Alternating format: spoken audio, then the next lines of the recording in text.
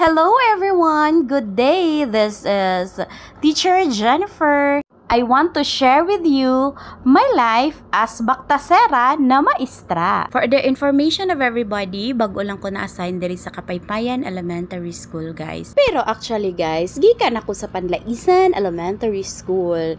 Nga ako aging lugar. O niya, ang Panlaisan Elementary School, kay maabot naman na siya og motor, sakyanan, o naanay kuryente. Pero akong gi-accept ang challenge nga ma-assign diri sa Kapaypayan. O dawaton ang responsibilidad as school head. Sa akong pagbaktas, guys, usay masugatan ako ning mga tao nga nagkupras. So syempre mangayo ta diha og butong kay gigutom man ta. Unya giuhaw pagyud. So salamat kay ani nila no nga manghihatagon kaayo. Daghan kaayong salamat sa inyong pagkamanghihatagon. Ayon ang Dios magpanalangin kaninyo. Shout out ko sa naghatod sa amoa si Kuya Romeo. Daghan ka salamat ya sa way pagkakapoy nga hatod sundo.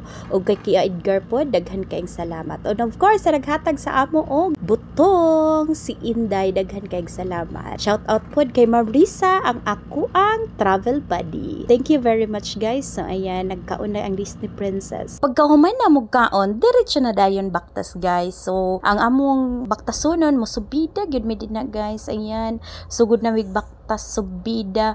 Wa gyud kay maagian, guys, nga patag or bahada. Puro ra gyud na subida inig pauli na. So kapoy kaayo no, dili lalim ang ma-assign sa lagyo nga lugar, especially gyud baktasunon pag yun. Pareha sa amo ang mga babae, lisod kaayo sa among part ang pagbaktas, pero laban lang mi diha. Gina-enjoy na lang namo ang moment nga magbaktas mi, pero dili gyud maiwasan, guys, na usahay tunga-tunga sa among pagbaktas makahilak mi sa kalisod. Kay dunay mga panahon nga nindot ang panahon pagikan namo, tunga-tunga maulan-ulanan mi, so dili lalim, guys, ang magbaktas gyud. So ginakaya lang namo, guys, para sa bata, para sa bayan, lalaban tayo para dyan. Pero nagaampo gihapon mino nga matabangan gyud kani nga lugar, especially gyud sa kalsada. Actually, guys, daghan kaayo silang mga produkto sama sa mani, abaka, mais, humay ug kupras nga pwede nila mabaligya sa baba. Kaya lang ang problema nila, kailangan pa nila lukduhon for almost 3 hours nga pagbaktas para lang moabot sa crossing labaw nga kalsada. Ug dili pa na mao, guys, magsakay pa gyud na sila og motor padulong pa didto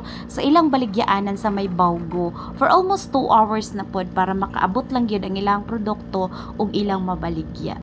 Balik ta sa akong pagbaktas, guys. Usahay lisod kaayo among pagbaktas kay mugikan mi nga nindot ang panahon pag-abot sa tunga-tunga nga part kay muulan. So hilak na pud mi ana kay maglabad among ulo, ang labas ana kalinturahon mi, pero laban lang gihapon ta. Kani nga part, guys, mao ni ang pinakalisod kay tuktok kaayo siya nga subida. Manang usahay, guys, no, makapangutan ako unsa kay mission sa Ginoo sa ako nganong gibutang kahapon niya diring dapita. Pero ang ako ang tubag diha, salig lang gid ko sa Ginoo unsa iyang plano sa akong kinabuhi.